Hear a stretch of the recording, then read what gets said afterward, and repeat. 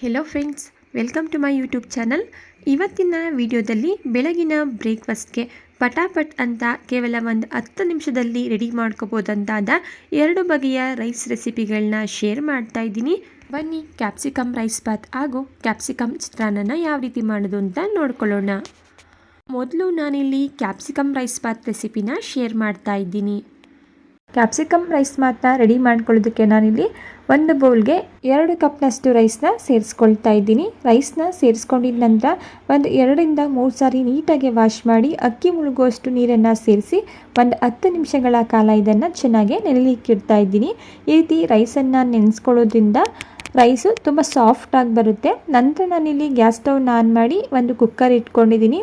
Cooker ಬಿಸಿಯಾಗಿದ್ದ ನಂತರ ಇದಕ್ಕೆ 2 table ಸ್ಪೂನಷ್ಟು ಎಣ್ಣೆ ಹಾಗೂ 2 ಟೇಬಲ್ ಸ್ಪೂನ್ ಆಗುವಷ್ಟು ತುಪ್ಪನ ಸೇರಿಸ್ಕೊಂಡು ತುಪ್ಪ ಹಾಗೂ ಎಣ್ಣೆ ಬಿಸಿಯಾಗಿದ್ದ ನಂತರ ಇದಕ್ಕೆ ಓಲ್ ಗರಂ ಮಸಾಲ ಸ್ಪೈಸಸ್ನ ಸೇರಿಸ್ಕೊಳ್ತಾ ಇದ್ದೀನಿ. ಗರಂ ಮಸಾಲ ಸ್ಪೈಸಸ್ನ ಸೇರಿಸ್ಕೊಂಡು ಒಂದು 10 ಸೆಕೆಂಡ್ಗಳ ಕಾಲ ಇದನ್ನು ಫ್ಲೇವರ್ ಬಿಡೋವರೆಗೂ ಫ್ರೈ ಮಾಡ್ಕೊಳ್ತಾ ಇದ್ದೀನಿ. ನಂತರ ಇದಕ್ಕೆ ಸ್ಲೈಸ್ ಆಗಿ ಕಟ್ ಮಾಡಿ ಇಟ್ಕೊಂಡಿರುವಂತಹ 2 ಈರುಳ್ಳಿನ ಸೇರಿಸ್ಕೊಂಡು ಈರುಳ್ಳಿ ಕಲರ್ ಚೇಂಜ್ ಆಗಿ ಸಾಫ್ಟ್ ಆಗಬೇಕು, ಅಲ್ಲಿವರೆಗೂ ಇದನ್ನು ಚೆನ್ನಾಗಿ ಫ್ರೈ ಮಾಡ್ಕೊಳ್ಳೋಣ. ಈರುಳ್ಳಿ ಕಲರ್ ಚೇಂಜ್ ಆಗೋವರೆಗೂ ಫ್ರೈ ಮಾಡ್ಕೊಳ್ಳೋದ್ರಿಂದ ಈ ಕ್ಯಾಪ್ಸಿಕಮ್ ರೈಸ್ ಬಾತ್ ಅಂತೂ ತುಂಬಾ ಟೇಸ್ಟಿಯಾಗಿರುತ್ತೆ. ಈಗ ಈರುಳ್ಳಿ ಕೂಡ ಸಾಫ್ಟ್ ಆಗಿ ಕಲರ್ ಚೇಂಜ್ ಆಗಿದೆ. ಈ ಟೈಮಲ್ಲಿ ನಾನು 2 ಟೀ ಸ್ಪೂನ್ ಆಗುವಷ್ಟು ಶುಂಠಿ ಬೆಳ್ಳುಳ್ಳಿ ಪೇಸ್ಟನ್ನು ಸೇರಿಸ್ಕೊಳ್ತಾ ಇದ್ದೀನಿ. ಶುಂಠಿ ಬೆಳ್ಳುಳ್ಳಿ ಪೇಸ್ಟನ್ನು ಸೇರಿಸ್ಕೊಂಡಿದ ನಂತರ ಶುಂಠಿ ಬೆಳ್ಳುಳ್ಳಿ ಪೇಸ್ಟಲ್ಲಿರುವಂತಹ ಹಸಿ ಸ್ಮೆಲ್ಲೆಲ್ಲ ಹೋಗೋವರೆಗೂ ಇದನ್ನು ಚೆನ್ನಾಗಿ 1 ನಿಮಿಷಗಳ ಕಾಲ ಫ್ರೈ ಮಾಡ್ಕೊಳ್ತಾ ಇದ್ದೀನಿ. ಇದ್ರ ಜೊತೆಗೇ ನಾನಿಲ್ಲಿ 2 ಸೀಲಿಟ್ಕೊಂಡಿರುವಂತಹ ಹಸಿಮೆಣಸಿನ್ಕಾಯಿ, 1 ಕಪ್ನಷ್ಟು ನೆನೆಸಿಟ್ಕೊಂಡಿರುವಂತಹ ಬಟಾಣಿ, ಹಾಗೆ ನಾನಿಲ್ಲಿ ಒಂದು ದೊಡ್ಡ ಸೈಜಿಂದು ಕ್ಯಾಪ್ಸಿಕಮ್ನ ಕಟ್ ಮಾಡಿ ಸೇರಿಸ್ಕೊಳ್ತಾ ಇದ್ದೀನಿ. ಇದ್ರ ಜೊತೆಗೆ ಮೀಡಿಯಮ್ ಸೈಜ್ದು 2 ಟೊಮೊಟೊನ ಸೇರಿಸ್ಕೊಂಡು ಕ್ಯಾಪ್ಸಿಕಮ್ ಹಾಗೂ ಟೊಮೊಟೊ ಸಾಫ್ಟ್ ಆಗಬೇಕು, ಅಲ್ಲಿವರೆಗೂ ಇದನ್ನು ಒಂದು 3 ರಿಂದ 4 ನಿಮಿಷ ಚೆನ್ನಾಗಿ ಫ್ರೈ ಮಾಡ್ಕೊಳ್ಳೋಣ. ಕ್ಯಾಪ್ಸಿಕಮ್ ಹಾಗೂ ಟೊಮೊಟೊನ ಫ್ರೈ ಮಾಡ್ಕೊತಾನೆ ಇದಕ್ಕೆ ರುಚಿಗೆ ತಕ್ಕಷ್ಟು ಉಪ್ಪನ್ನು ಸೇರಿಸ್ಕೊಳ್ತಾ ಇದ್ದೀನಿ. ಈ ರೀತಿ ಉಪ್ಪನ್ನು ಈಗಲೇ ಸೇರಿಸ್ಕೊಳ್ಳೋದ್ರಿಂದ ಕ್ಯಾಪ್ಸಿಕಮ್ ಹಾಗೂ ಟೊಮೊಟೊ ಬೇಗ ಫ್ರೈ ಆಗುತ್ತೆ, ಅದರಿಂದ ನಾನಿಲ್ಲಿ ಉಪ್ಪನ್ನು ಈಗಲೇ ಸೇರಿಸ್ಕೊಳ್ತಾ ಇದ್ದೀನಿ. ಉಪ್ಪನ್ನು ಸೇರಿಸಿದ ನಂತರ ಒಮ್ಮೆ ನೀಟಾಗಿ ಮಿಕ್ಸ್ ಮಾಡಿಕೊಂಡು ನಂತರ ಇದಕ್ಕೆ ಅರ್ಧ ಟೀ ಸ್ಪೂನ್ ಆಗೋಷ್ಟು ಚಿಲ್ಲಿ ಪೌಡರ್, 1 ಟೀ ಸ್ಪೂನಷ್ಟು ಗರಂ ಮಸಾಲ, ಹಾಗೆ 1 ಟೀ ಸ್ಪೂನಷ್ಟು ನಾನಿಲ್ಲಿ ಧನಿಯಾ ಪೌಡರ್, ಹಾಗೆ 1/4 ಟೀ ಸ್ಪೂನ್ ಆಗುವಷ್ಟು ಅರಿಶಿಣದ ಪುಡಿನ ಸೇರಿಸ್ಕೊಂಡು 1 ನಿಮಿಷಗಳ ಕಾಲ ಇದನ್ನು ಚೆನ್ನಾಗಿ ಮಿಕ್ಸ್ ಮಾಡ್ಕೊಳ್ತಾ ಫ್ರೈ ಮಾಡ್ಕೊಳ್ಳೋಣ. ನಂತರ ನಾನಿಲ್ಲಿ ಯಾವ ಕಪ್ನಲ್ಲಿ ಅಕ್ಕಿನ ಅಳತೆ ಮಾಡಿ ತಗೊಂಡಿದ್ದೆ ಅದೇ ಕಪ್ನಲ್ಲಿ 2 ಗ್ಲಾಸ್ ಅಕ್ಕಿಗೆ 4 ಗ್ಲಾಸ್ನಷ್ಟು ನೀರನ್ನು ಸೇರಿಸ್ಕೊಳ್ತಾ ಇದ್ದೀನಿ. ನೀರನ್ನು ಸೇರಿಸಿದ ನಂತರ ಒಮ್ಮೆ ಇದನ್ನು ನೀಟಾಗಿ ಮಿಕ್ಸ್ ಮಾಡಿಕೊಂಡು ನೀರು ಚೆನ್ನಾಗಿ ಕುದಿ ಬರಬೇಕು, ಅಲ್ಲಿವರೆಗೂ ಇದನ್ನು ಕುದಿಸ್ಕೊಳ್ತಾ ಇದ್ದೀನಿ. ಈಗ ನಾವಿಲ್ಲಿ ಸೇರಿಸಿರುವಂತಹ ನೀರು ಕೂಡ ಚೆನ್ನಾಗಿ ಕುದಿ ಬಂದಿದೆ. ನಂತರ ಇದಕ್ಕೆ ನಾವು ನೆನೆಸಿಟ್ಕೊಂಡಿರುವಂತಹ ಅಕ್ಕಿನ ನೀರಿಂದ ಸಪ್ರೇಟ್ ಮಾಡಿ ಕುಕ್ಕರ್ಗೆ ಸೇರಿಸ್ಕೊಳ್ತಾ ಇದ್ದೀನಿ. ಅಕ್ಕಿನ ಸೇರಿಸಿದ ನಂತರ ಒಮ್ಮೆ ನೀಟಾಗಿ ಮಿಕ್ಸ್ ಮಾಡಿಕೊಂಡು ಈ ಟೈಮಲ್ಲಿ ಉಪ್ಪು ಖಾರ ಏನಾದರೂ ಕಮ್ಮಿ ಇದ್ದರೆ ನೋಡಿ ಅಡ್ಜಸ್ಟ್ ಮಾಡಿಕೊಡಿ. ನಂತರ ಕುಕ್ಕರ್ ಕ್ಯಾಪ್ನ ಜಸ್ಟ್ ಹಾಗೆಯೇ ಮುಚ್ಚಿ ಲೋ ಫ್ಲೇಮಲ್ಲಿ ಚೆನ್ನಾಗಿ ಒಂದು 3 ರಿಂದ 4 ನಿಮಿಷಗಳ ಕಾಲ ಅಕ್ಕಿನ ನಾನಿಲ್ಲಿ ಬೇಯಿಸ್ಕೊಂಡಿದ್ದೀನಿ. ಈ ರೀತಿ ಲೋ ಫ್ಲೇಮಲ್ಲಿ ಅಕ್ಕಿನ ಬೇಯಿಸ್ಕೊಳ್ಳೋದ್ರಿಂದ ಮಸಾಲೆ ಅನ್ನೋದು ಎಲ್ಲ ಕಡೆ ಚೆನ್ನಾಗಿ ಹಿಡಿಯುತ್ತೆ, ಆದ್ದರಿಂದ ಲೋ ಫ್ಲೇಮಲ್ಲಿ ಇದನ್ನು ಬೇಯಿಸ್ಕೊಂಡಿದ್ದೀನಿ. ಅಕ್ಕಿ ಕೂಡ ಈಗ ಅರ್ಧ ಬೆಂದಿದೆ. ನಂತರ ಇದಕ್ಕೆ ಸಣ್ಣದಾಗಿ ಕಟ್ ಮಾಡಿ ಇಟ್ಕೊಂಡಿರುವಂತಹ ಕೊತ್ತಂಬರಿ ಸೊಪ್ಪನ್ನು ಸೇರಿಸಿ ಕುಕ್ಕರ್ ಕ್ಯಾಪನ್ನು ಕ್ಲೋಸ್ ಮಾಡಿ ಮೀಡಿಯಂ ಫ್ಲೇಮಲ್ಲಿ 1 ವಿಷಲ್ ಆಗಲಿಕ್ಕೆ ಬಿಡ್ತಾ ಇದ್ದೀನಿ. ಅಕ್ಕಿ ಆಲ್ರೆಡಿ ಅರ್ಧ ಬೆಂದಿರೋದ್ರಿಂದ ಜಸ್ಟ್ ಮೀಡಿಯಂ ಫ್ಲೇಮಲ್ಲಿ 1 ವಿಷಲ್ ಆದರೆ ಸಾಕು, ಕಂಪ್ಲೀಟಾಗಿ ರೈಸ್ ರೆಡಿ ಆಗುತ್ತೆ. ಈಗ ಮೀಡಿಯಂ ಫ್ಲೇಮಲ್ಲಿ 1 ವಿಷಲ್ ಆಗಿದೆ, ಪ್ರೆಷರ್ ಕೂಡ ರಿಲೀಸ್ ಆಗಿದೆ. ಕುಕ್ಕರ್ ಕ್ಯಾಪ್ನ ಓಪನ್ ಮಾಡ್ತಾ ಇದ್ದೀನಿ. ನೀವೇ ಇಲ್ಲಿ ನೋಡ್ಬೋದು ಎಷ್ಟು ಸೂಪರ್ ಆಗಿರುವಂತಹ ಕ್ಯಾಪ್ಸಿಕಮ್ ರೈಸ್ ಬಾತ್ ಕೇವಲ ಒಂದು 10 ನಿಮಿಷದಲ್ಲಿ ರೆಡಿ ಆಯಿತು ಅಂತೇಳಿ. ಟೇಸ್ಟ್ ಅಂತೂ ಸೂಪರಾಗಿರುತ್ತೆ. ಈ ಕ್ಯಾಪ್ಸಿಕಮ್ ರೈಸ್ ಜೊತೆಗೆ ಮೊಸರು ಬಜ್ಜಿ ಅಥವಾ ಚಟ್ನಿನ ರೆಡಿ ಮಾಡ್ಕೋಬೋದು. ಮೊಸರು ಬಜ್ಜಿ ಹಾಗೂ ಚಟ್ನಿ ಎರಡನ್ನೂ ಸಹ ಈ ರೈಸ್ ಬಾತ್ ಜೊತೆ ಚೆನ್ನಾಗಿ ಹೊಂದ್ಕೊಳ್ಳುತ್ತೆ. ಇನ್ನು 2ನೆಯ ರೆಸಿಪಿ ಕ್ಯಾಪ್ಸಿಕಮ್ ಲೆಮನ್ ರೈಸ್ ಅಥವಾ ಚಿತ್ರಾನ್ನ. ಬನ್ನಿ ಯಾವ ರೀತಿ ಮಾಡ್ಕೊಳ್ಳೋದು ಅಂತ ನೋಡೋಣ. ಕ್ಯಾಪ್ಸಿಕಮ್ ಚಿತ್ರಾನ್ನ ರೆಡಿ ಮಾಡಲಿಕ್ಕೆ ನಾನಿಲ್ಲಿ ಮೊದಲು ಒಂದು ಮಿಕ್ಸರ್ ಜಾರ್ಗೆ 4 ಹಸಿಮೆಣಸಿನ್ಕಾಯಿನ ಸೇರಿಸ್ಕೊಳ್ತಾ ಇದ್ದೀನಿ.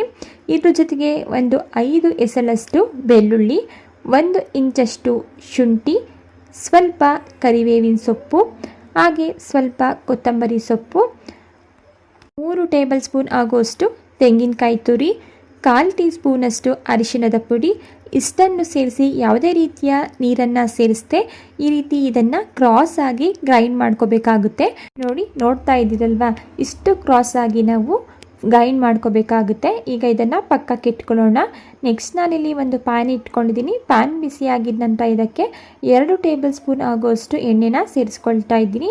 ಎಣ್ಣೆ ಬಿಸಿಯಾಗಿದ್ದ ನಂತರ 2 ಟೇಬಲ್ ಸ್ಪೂನ್ ಆಗುವಷ್ಟು ಕಡಲೆ ಬೀಜನ ಸೇರಿಸಿ ಮೀಡಿಯಮ್ ಟು ಲೋ ಫ್ಲೇಮಲ್ಲಿ ಕಡಲೆ ಬೀಜ ಕ್ರಿಸ್ಪಿ ಆಗೋವರೆಗೂ ಇದನ್ನು ಫ್ರೈ ಮಾಡಿಕೊಂಡು ಕಡಲೆ ಬೀಜ ಕ್ರಿಸ್ಪಿ ಆಗಿದ್ದ ನಂತರ ಇದನ್ನು ಒಂದು ಬೌಲ್ಗೆ ಟ್ರಾನ್ಸ್ಫರ್ ಮಾಡಿಟ್ಕೊಳ್ತಾ ಇದ್ದೀನಿ. ನಂತರ ನಾನಿಲ್ಲಿ ಉಳಿದಿರುವಂತಹ ಎಣ್ಣೆಗೆ 2 ಟೀ ಸ್ಪೂನಷ್ಟು ಕಡಲೆಬೇಳೆ, 1 ಟೀ ಸ್ಪೂನಷ್ಟು ಉದ್ದಿನಬೇಳೆ, 1 ಟೀ ಸ್ಪೂನಷ್ಟು ಸಾಸಿವೆ, ಹಾಗೆ 1 ಟೀ ಸ್ಪೂನಷ್ಟು ಜೀರಿಗೆ, ಸ್ವಲ್ಪ ಕರಿಬೇವಿನ ಸೊಪ್ಪು, 3 ಒಣಮೆಣಸಿನ್ಕಾಯಿ ಇಷ್ಟನ್ನು ಸೇರಿಸಿ ಲೋ ಫ್ಲೇಮಲ್ಲಿ ಕಡಲೆಬೇಳೆ ಹಾಗೂ ಉದ್ದಿನಬೇಳೆ ಕಲರ್ ಚೇಂಜ್ ಆಗೋವರೆಗೂ ಇದನ್ನು ಫ್ರೈ ಮಾಡಿಕೊಂಡು ನಂತರ ಇದಕ್ಕೆ ಒಂದು ದೊಡ್ಡ ಸೈಜಿಂದು ಕ್ಯಾಪ್ಸಿಕಮ್ನ ಕಟ್ ಮಾಡಿ ಸೇರಿಸ್ಕೊಳ್ತಾ ಇದ್ದೀನಿ. ಕ್ಯಾಪ್ಸಿಕಮ್ನ ಸೇರಿಸ್ಕೊಂಡಿದ್ದ ನಂತರ ಕ್ಯಾಪ್ಸಿಕಮ್ ಬೇಗ ಫ್ರೈ ಆಗಲಿ ಅಂತೇಳಿ ರುಚಿಗೆ ತಕ್ಕಷ್ಟು ಉಪ್ಪನ್ನು ಈಗಲೇ ಸೇರಿಸ್ಕೊಳ್ತಾ ಇದ್ದೀನಿ. ಇದ್ರ ಜೊತೆಗೆ ಸ್ವಲ್ಪ ಇಂಗು ಇಷ್ಟನ್ನು ಸೇರಿಸಿ ಮಿಕ್ಸ್ ಮಾಡಿಕೊಂಡು ಮೀಡಿಯಮ್ ಫ್ಲೇಮಲ್ಲಿ ಕ್ಯಾಪ್ಸಿಕಮ್ ಕ್ರಂಚಿಯಾಗಿ ಫ್ರೈ ಆಗೋವರೆಗೂ ಇದನ್ನು ಫ್ರೈ ಮಾಡ್ಕೊಳ್ತಾ ಇದ್ದೀನಿ. ಈಗ ಕ್ಯಾಪ್ಸಿಕಮ್ ಕೂಡ ಕ್ರಂಚಿಯಾಗಿ ಫ್ರೈ ಆಗಿದೆ. ಈಗ ಇದಕ್ಕೆ ನಾವು ಗ್ರೈಂಡ್ ಮಾಡಿ ಇಟ್ಕೊಂಡಿರುವಂತಹ ಮಸಾಲ ಪೇಸ್ಟ್ನ ಸೇರಿಸ್ಕೊಳ್ತಾ ಇದ್ದೀನಿ. ಮಸಾಲ ಪೇಸ್ಟ್ನ ಸೇರಿಸ್ಕೊಂಡಿದ್ದ ನಂತರ 3 ರಿಂದ 4 ನಿಮಿಷಗಳ ಕಾಲ ಮೀಡಿಯಮ್ ಫ್ಲೇಮಲ್ಲಿ ಚೆನ್ನಾಗಿ ಎಣ್ಣೆ ಬಿಡೋವರೆಗೂ ಇದನ್ನು ಫ್ರೈ ಮಾಡ್ಕೋಬೇಕಾಗುತ್ತೆ. ನಾವಿಲ್ಲಿ ತೆಂಗಿನಕಾಯಿನ ಸೇರಿಸಿರೋದ್ರಿಂದ ಸ್ವಲ್ಪ ತಳ ಹಿಡಿಯೋ ಚಾನ್ಸ್ ಇರುತ್ತೆ. ಮಧ್ಯದಲ್ಲಿ ತಿರುಗಿಸ್ಕೊಂಡು ತೆಂಗಿನಕಾಯಿ ಚೆನ್ನಾಗಿ ಎಣ್ಣೆ ಬಿಟ್ಕೊಳ್ಳೋವರೆಗೂ ಇದನ್ನು ಫ್ರೈ ಮಾಡ್ಕೊಳ್ಳೋಣ. ಈಗ ತೆಂಗಿನಕಾಯಿ ಕೂಡ ಚೆನ್ನಾಗಿ ಬೆಂದು ಎಣ್ಣೆ ಎಲ್ಲ ರಿಲೀಸ್ ಆಗ್ತಾ ಇದೆ. ಈಗ ಇದಕ್ಕೆ ಒಂದು ಮೀಡಿಯಮ್ ಸೈಜ್ದು ನಿಂಬೆಹಣ್ಣನ್ನು ಕಟ್ ಮಾಡಿ ಸೇರಿಸ್ಕೊಳ್ತಾ ಇದ್ದೀನಿ. ನೀವು ನಿಮ್ಮ ರುಚಿಗೆ ತಕ್ಕಂತೆ ನಿಂಬೆಹಣ್ಣಿನ ಹುಳಿನ ನೋಡಿ ಸೇರಿಸ್ಕೋಬೋದು. ನಂತರ ಇದಕ್ಕೆ ಸಣ್ಣದಾಗಿ ಕಟ್ ಮಾಡಿ ಇಟ್ಕೊಂಡಿರುವಂತಹ ಸ್ವಲ್ಪ ಕೊತ್ತಂಬರಿ ಸೊಪ್ಪನ್ನು ಸೇರಿಸಿ ಮಿಕ್ಸ್ ಮಾಡಿಕೊಂಡು ಗ್ಯಾಸ್ ಸ್ಟವ್ನ ಆಫ್ ಮಾಡಿಕೊಂಡ್ರೆ ಕ್ಯಾಪ್ಸಿಕಮ್ ಚಿತ್ರಾನ್ನದ ಗೊಜ್ಜು ರೆಡಿ ಆಯಿತು. ತುಂಬ ರುಚಿಯಾಗಿರುತ್ತೆ. ಒಂದ್ಸಲ ಟ್ರೈ ಮಾಡಿ. ಈ ಗೊಜ್ಜನ್ನು 1 ವಾರಗಳವರೆಗೆ ಫ್ರಿಜ್ಜಲ್ಲಿ ಸ್ಟೋರ್ ಮಾಡಿ ಬಳಸ್ಕೋಬೋದು. ನೋಡಿ, ನಾನಿಲ್ಲಿ ಒಂದು 3 ಜನಕ್ಕೆ ಆಗುವಷ್ಟು ರೈಸನ್ನು ಮಾಡಿ ಇಟ್ಕೊಂಡಿದ್ದೀನಿ. ಈ ರೀತಿ ಉದುದ್ರಾಗಿ ರೈಸನ್ನು ಮಾಡಿ ಇಟ್ಕೋಬೇಕಾಗುತ್ತೆ. ಈಗ ರೈಸ್ಗೆ ನಾನಿಲ್ಲಿ ರೆಡಿ ಮಾಡಿ ಇಟ್ಕೊಂಡಿರುವಂತಹ ಗೊಜ್ಜನ್ನು ಸೇರಿಸ್ಕೊಳ್ತಾ ಇದ್ದೀನಿ. ರೈಸ್ಗೆ ಎಷ್ಟು ಬೇಕೋ ಅಷ್ಟು ಗೊಜ್ಜನ್ನು ನೋಡಿ ಸೇರಿಸ್ಕೋಬೋದು. ನಿಮ್ಮ ರುಚಿಗೆ ಅನುಸಾರವಾಗಿ ಗೊಜ್ಜನ್ನು ನೋಡಿ ಸೇರಿಸ್ಕೊಳ್ಳಿ. ಗೊಜ್ಜನ್ನು ಸೇರಿಸಿದ ನಂತರ ಒಮ್ಮೆ ಇದನ್ನು ನೀಟಾಗಿ ಮಿಕ್ಸ್ ಮಾಡ್ಕೊಳ್ಳೋಣ. ಒಮ್ಮೆ ಸೌಟಿಂದ ಇದನ್ನು ಮಿಕ್ಸ್ ಮಾಡಿಕೊಂಡು ನಂತರ ಇದಕ್ಕೆ ನಾವು ಫ್ರೈ ಮಾಡಿ ಇಟ್ಕೊಂಡಿರುವಂತಹ ಕಡಲೆ ಬೀಜನ ಸೇರಿಸಿ ಕೈಯಿಂದ ಚಿತ್ರಾನ್ನನ ಮತ್ತೊಮ್ಮೆ ಮಿಕ್ಸ್ ಮಾಡ್ಕೊಳ್ತಾ ಇದ್ದೀನಿ. ನೋಡಿ, ಈಗ ಇದು ಇಷ್ಟೇ ಕ್ಯಾಪ್ಸಿಕಮ್ ಚಿತ್ರಾನ್ನ ರೆಡಿ ಆಯಿತು. ಖಂಡಿತ ನೀವು ಕೂಡ ಮಿಸ್ ಮಾಡಿದೆ ಈ ಕ್ಯಾಪ್ಸಿಕಮ್ ಚಿತ್ರಾನ್ನ ರೈಸ್ನ ಒಂದ್ಸಲ ಟ್ರೈ ಮಾಡಿ ನೋಡಿ. ಪದೇ ಪದೇ ಮಾಡ್ತೀರಾ, ಅಷ್ಟು ಸೂಪರಾಗಿರುತ್ತೆ.